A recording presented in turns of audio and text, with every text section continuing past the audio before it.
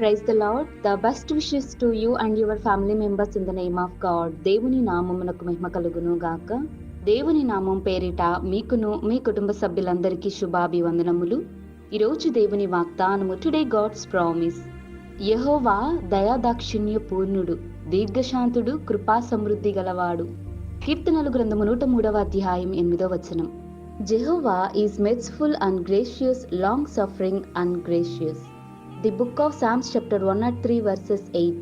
క్రీస్తునందు ప్రియ సహోదరి సహోదరులారా, ఈ దినవాగ్దానములోను దేవుడు మనతో తెలియజేస్తున్న దావీదు కీర్తనల ద్వారా దేవుడు మనతో తెలియజేస్తున్న వాగ్దానం ఏమిటి అంటే, యెహోవా దయాదాక్షిణ్య పూర్ణుడు, దీర్ఘశాంతుడు, కృపా సమృద్ధి గలవాడండి అని దావీదు మహాభక్తుడు దేవుని యొక్క దయను బట్టి, కృపను బట్టి మాట్లాడుతున్నాడండి. అవునండి, దేవుని యొక్క ప్రేమను, దేవుని యొక్క దయా కృప అనేది వర్ణించలేనిది అండి.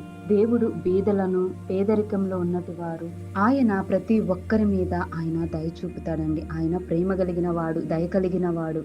ఆయన దయతో బీదలను కరుణించువాడు. ఆయన దీర్ఘశాంతుడు, కృపా సమృద్ధి గలవాడండి. చూడండి ప్రియా సహోదరి సహోదరులారా, ఈ లోకంలో చాలా మంది మనుషులు అనేక రకాల పాపంలో పడిపోతుంటారండి. అలాగే ఈ లోకంలో చాలా మంది బీదలు, కృంటివారినేమి, గుడ్డివారినేమి, అంటువ్యాధులేమి ప్రతి ఒక్కరి మీద ఆయన దయ చూపుతాడండి. ఆయన ప్రేమను పంచుతాడు. ఆయన ప్రేమతో ప్రతి ఒక్కరిని చేరతీస్తాడండి. ఆయనను మనం నిత్యము ఆరాధించాలి.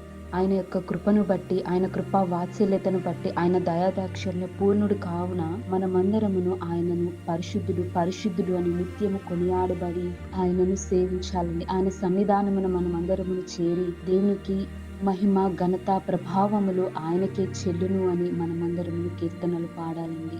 కనుక మనమందరమును ప్రభువైన యేసుక్రీస్తు మందిర ఆవరణములోను నిత్యము ఆయనను కీర్తించి ఘనపరిచి సమస్తమైన మేలులు మన ప్రభువైన యేసుక్రీస్తుకే చెల్లును గాక. ప్రార్థన. కృపా సత్య సంపూర్ణుడు అయిన మా గొప్ప దేవా, నీకే వందనములు, స్తోత్రములు తండ్రి. ప్రవ్వా, నీవే దయాదాక్షిణ్య పూర్ణుడు దేవా. అయ్యా ప్రవ్వా, నీ దయతో మమ్మలను రక్షించండి. ప్రతి ఒక్కరి కుటుంబ జీవితాలలోనూ ఎన్నో ఆశ్చర్యకరమైన మేలులతో ప్రతి ఒక్కరూ నిన్ను ఆరాధించి, నిన్ను స్తుతించి, నిన్ను గణపరిచి, నీ నామానికి మహిమ తెచ్చే వారముగా జీవించే కృపను, సహాయమును ప్రతి ఒక్క బిడ్డకి నీ జ్ఞానమును దయచేయమని, సమస్తమైన కృప, సమస్తమైన మహిమ ప్రభావములు నీకే చెల్లును గాక. ఆమేన్.